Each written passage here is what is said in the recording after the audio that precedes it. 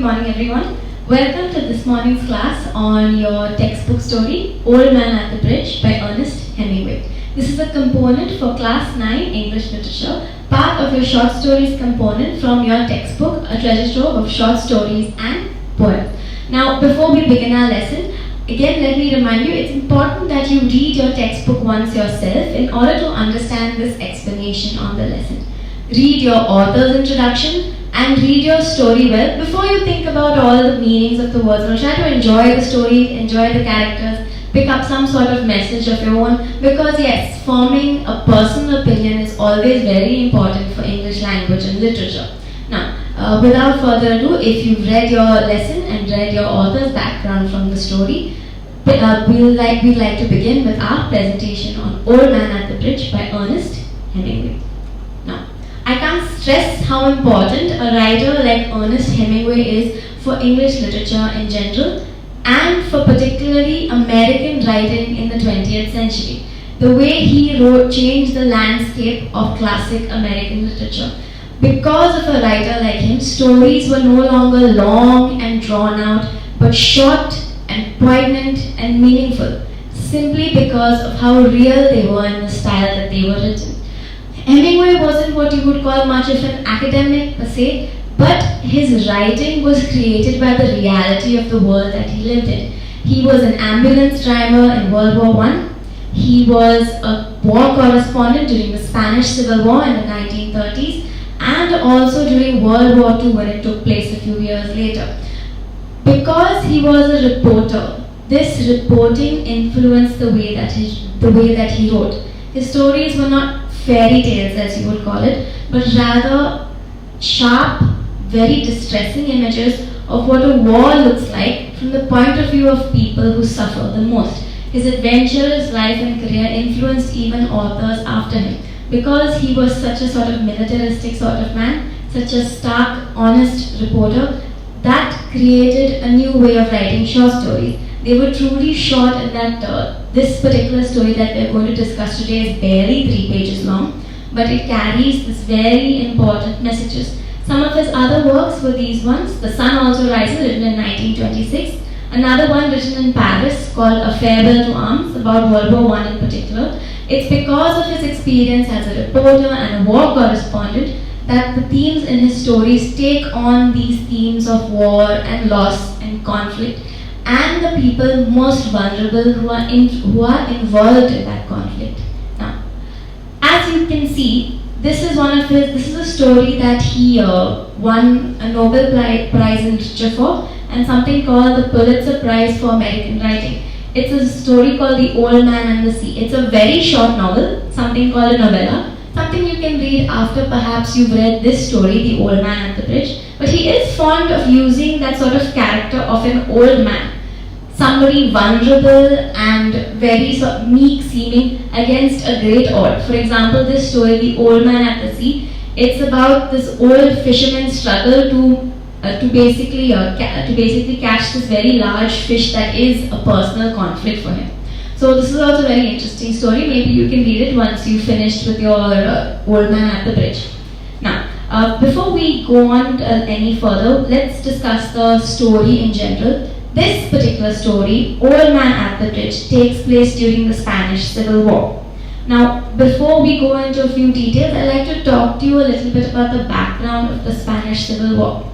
The Spanish Civil War took place in the 30s, and if you want a good idea of what this time period is like, it is quite horrible, because in the 30s, what's taking place is the great economic depression throughout the world. So people are starving, people are hungry. The Spanish Civil War, which took place from 36 to 39, was so bad that some historians have referred to it as a dress rehearsal for World War II. Spain was in heavy conflict even before. Governments kept changing, and even this particular time, a civil war is basically a fight within a country, within their own governments and rebels of their own. The Spanish Civil War was basically a conflict between two sides of the government, or rather two sides that people had chosen, called nationalists and republicans. On the nationalist side, you have the fascists, something that's involved with a dictator named Mussolini, who is trying to gain a foothold in Spain because there is so much conflict within the country and no clear government rule, no order, and only total chaos. And as you will see, the people most affected by any chaos will always be the poor and the most vulnerable, even if they don't really choose a side in the conflict. Now, the Old Man at the Bridge is a particular story. We'll go through a few of the important events in the story. It takes place only in one location with mainly two characters. An old man who is not named and a narrator who is also not named. A lot of people say that the narrator is based on Hemingway's own experience of being a war correspondent during the Spanish Civil War and being unable, or rather feeling unable, to do anything about the fact that so many people were suffering. What's happening in the beginning of this story is that there is what's called a pontoon bridge. A pontoon bridge is a non-permanent bridge built using boats or other, very crude rigging to build a temporary bridge across the river. There are soldiers who are trying to evacuate the town of San Carlos that's been hit with the artillery fire. So while this evacuation is going on, you can see that there are all these poor people moving across the bridge, not happily, but with this great weight. It says that the ground drug up the dirt, they plodded along, they trudged along. These kinds of words don't indicate people moving along happily, but rather that they moved on with this great weight in their hearts from having left a home that they've lived in for so long. This particular story, what happens here is a soldier or a scout whose responsibility it is to see how far the enemy is advanced and warn other people, sees an old man sitting down in the dirt. He asks him a few questions, and from those questions we come to know that the old man, he was a sort of shepherd or a herdsman. He was looking after a cat, a few goats, and some pigeons. And what happens in the story is the old man is unable to stop talking about his animals because they're the only things he's known in his entire life. That was his only responsibility, and we always get the impression that the reason he sat down beside this bridge and is unable to move on any further is because he doesn't feel that there's any life for him across the bridge either.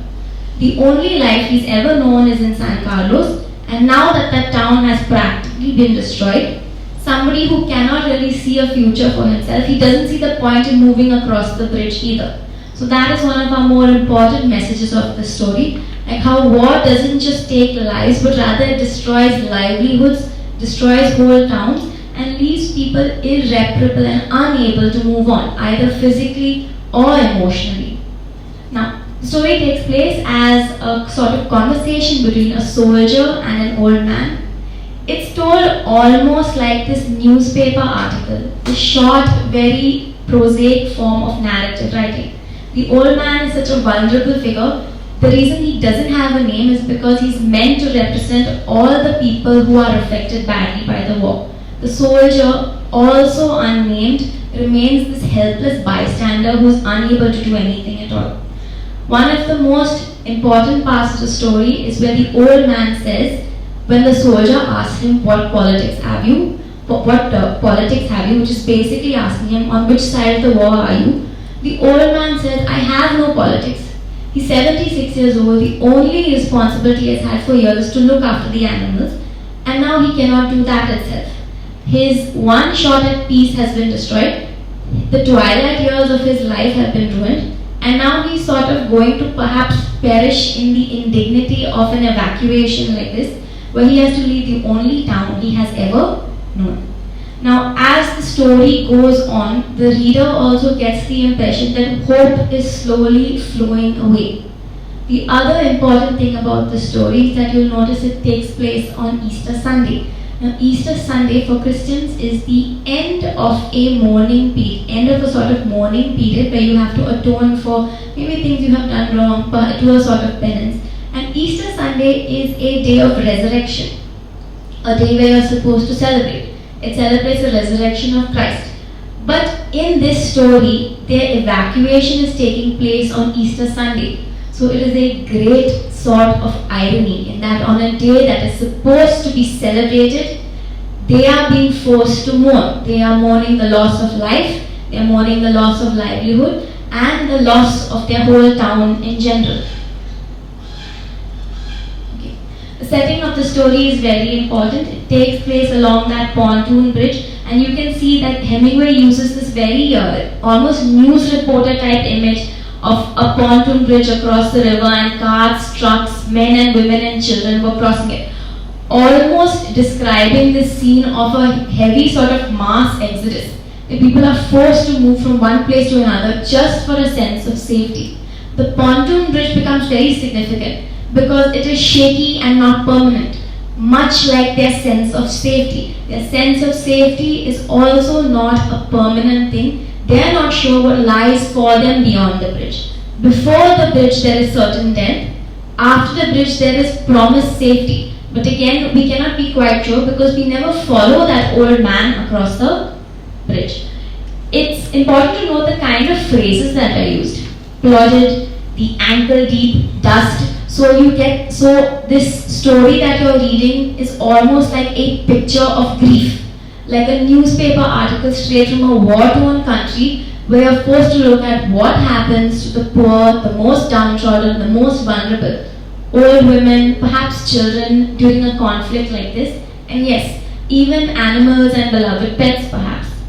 You can see here there's a picture of what a pontoon bridge would look like. It's not a very sturdy structure. It's built mostly during times of war to help people get across and in emergency evacuations. Okay. The style of the story is quite simple. It's told from the first person point of view of the soldier, and it's almost like this snapshot of shock. If you think about how the old man must be feeling, think about how you would feel after you had just experienced a great shock. You would feel numb, you would be unable to move, you would be so shocked by that grief that you cannot proceed any further and are not sure what to think. And that, in essence, is the kind of mindset that the old man is experiencing. The soldier constantly tells him ways that he can escape, ways that he can move forward. But for this old man who has only known one sort of life for 76 years, he cannot fathom what the soldier is saying. What the soldier is saying may sound like a good idea to those of us who are reading the story, but for this old man, he is so grief-stricken and so crippled by the loss that he has suffered that he cannot move any further and doesn't see the point in moving any further. So, eventually the soldier has to give up. He asks him many questions, tries to make him comfortable. You understand that for his sense of duty, the soldier tries to help, but he cannot. At the end of the story, he is forced to leave that old man by the bridge, and as a reader, you also get that impression that you are also leaving an old, vulnerable man, perhaps to die by that bridge. So that's the power of Hemingway's narrative art. He manages to draw you not into a story, but into the lives of vulnerable people. And that perhaps is the biggest crossover between news reporting and storytelling for a writer like Ernest Hemingway. He brought reality into his stories. He brought his own reality into his stories. And you can imagine a writer like this, who had been an ambulance driver in World War I, who had been a war correspondent during the Spanish Civil War, a war correspondent during World War II. These events must have haunted him. Not for the large-scale damage per se, but because he could see how individual lives had been affected by this conflict. It's easy to think of numbers during a war, but you need to think of how each person's life is affected by a war. Okay. Now, the soldier also is a very important figure because he is this man who does his best to help others, but remains unable to do so because the old man either doesn't listen to him or is incapable of listening to a means of escape. So the only thing he has left to do is to give up himself. The themes in the story are quite simple. A theme is basically just a topic that a story talks about. So what are the main themes of the story? One is basically a sense of duty on the part of the soldier. He tries his best to help, but it doesn't really work. The other thing is during any sort of crisis or conflict, or particularly during the war, it's always the most poor and downtrodden or most vulnerable who suffer the most. The soldier is forced to abandon the old man at the bridge the same way the old man is forced to abandon his animals. Now, throughout the story, the old man kept talking about the fact that he was only looking after his animals. I was only looking after my animals. So the animals for the old man are something he needs to protect. The same way the old man is something the soldier needs to protect. And both of them have an impending sense of failure at the end of the story. The old man had no choice but to abandon the cats, the pigeons, the goats in San Carlos because of the artillery fire, and he cannot stop thinking about them. In fact, now at the end of his life, they're the only things he can think about, and we understand from the way he's been murmuring that he is deeply saddened and deeply upset by this perceived failure. The soldier also keeps trying to help the old man, but he is forced to abandon him at the side of the road in favor of perhaps trying to help others, because the way the old man is forced to abandon his animals, the soldier, we also get the impression, is somehow forced to abandon this old man because he realizes that there is nothing that he can do. Throughout, the end of the story is quite abrupt, leaving the old man's fate uncertain. The story is known for its uncertainty. Because the old man, the story is sort of very poignant and very particular because of the uncertainty in the story. We are uncertain of the fate of the old man, and we are uncertain of the fate of those animals, which makes you think how many people have just gone missing, how many lives have just ended, and we don't know about any of these people, about what happens during a war. You imagine this from the fact that people just disappear, that the anonymity and life that a war takes.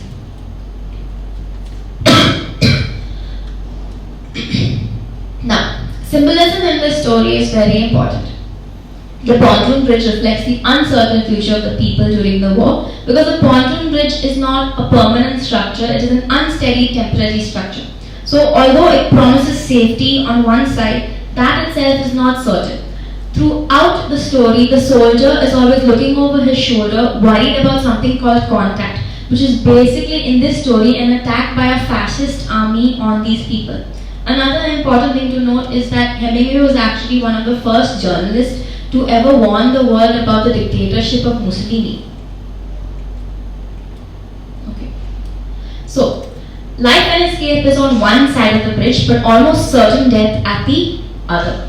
The other important thing is this irony about Easter Sunday. It's supposed to be this cause for celebration, but for the people of San Carlos, it is the end of peace and the beginning of insecurity and danger, which is the opposite of what a person like that would want. The symbolism of the story is also important in the old man's animals. One, they are sort of described as like this vulnerable group that's forced to be abandoned during the war because the man cannot go any further with those animals. The cat, he says, will be relatively independent. The cat will be alright, so he's not too worried about the cat. The dove, he has left the cage open for the doves or pigeons, and they can perhaps fly away. So the dove also traditionally in writing, in literature, is like a symbol of peace. This is a peace that the people would yearn for, but perhaps would never see in their lifetime for some of them. Certainly not for this old man. And the other is about his goats. They are a meek, mild, sort of a harmless animal. Much like, and you know, it's like the similar description for the old man. He is also meek and mild and harmless, and his fate remains uncertain. He's not somebody who's looking for a fight. He's not somebody who's looking for conflict. Yet he becomes an unwilling casualty in this war itself. The animals' fate are uncertain, the same way the fate of the old man has been uncertain. Now, our characters are particularly important for the story because you'll notice the story is told almost exactly like this dialogue between the soldier and the old man. The old man, he repeatedly says these lines, "I am without politics, I am 76 years old, I have come 12 kilometers, and I think now I can go no further." This is very significant because he's saying, look at me, I have never chosen any side in this conflict, I'm not on any political side. All I've ever wanted was to look after my animals. At 76 years old, he can't be expected to pick up his whole life and move on like nothing has happened. So he has no name. The only thing we know is that he's from the town of San Carlos. It gives him some pride to speak about his hometown. And you can imagine if he's so proud of the place that he has lived in, it has given him some pleasure to think of this place. It must not be an easy thing for him to just pick up his life and leave. This is a line that he repeats throughout. I was taking care of the animals, he said dully. Look at the way he says it. The word dull is used. All the color has gone out of him. All the fight and willingness to live has gone out of him. But no longer to me. So it's almost like at the end of the story, the old man is just talking to himself. He keeps repeating the same line over and over again, almost like he has been driven mad by his own grief. I was taking care of the animals, he says. I was only taking care of the animals. So the shock he has suffered is so great that he cannot proceed any further. The only thing he can think is something that he has been doing day in and day out and is unable to move on any further.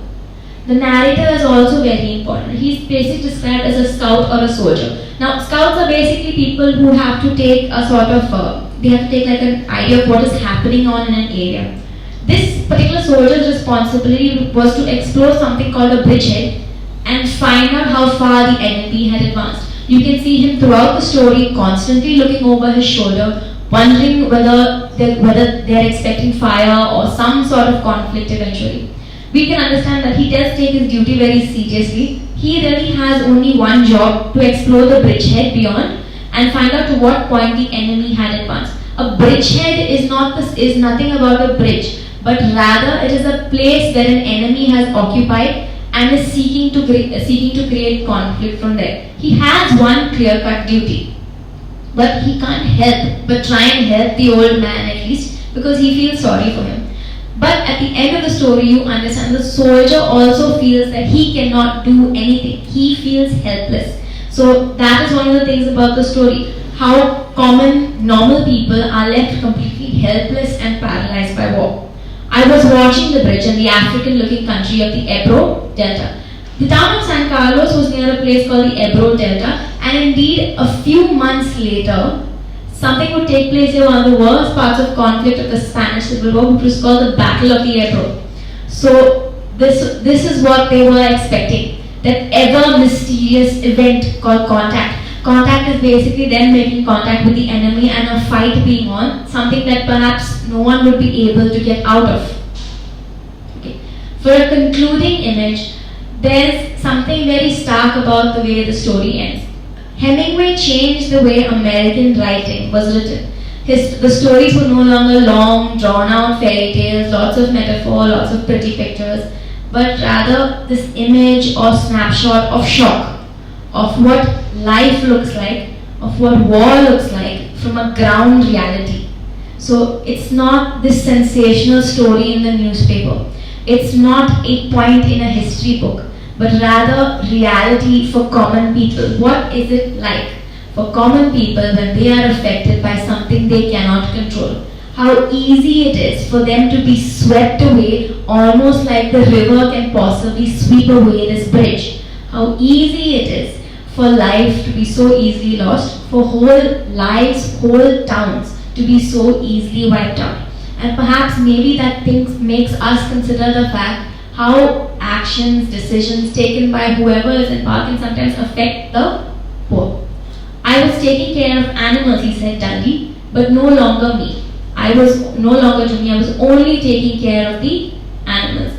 And this is the image that Hemingway ends with. There was nothing to do about him. This is what the soldier or narrator says. It was Easter Sunday and the fascists were advancing towards the Ebro. The fascists were people that they were expecting an attack from on the Ebro Delta. That is why the town had to be evacuated. It was a grey, overcast day. Look at the images used. Grey, overcast. It was a kind of day where you're expecting rain. The sky is covered with clouds.